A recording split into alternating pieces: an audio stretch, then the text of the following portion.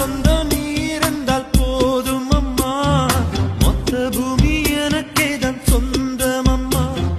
10 மாசம் உள்ளிருந்தேன் பக்குவமா, பூமிக்கு நான் வந்ததென்ன குத்தம் அம்மா.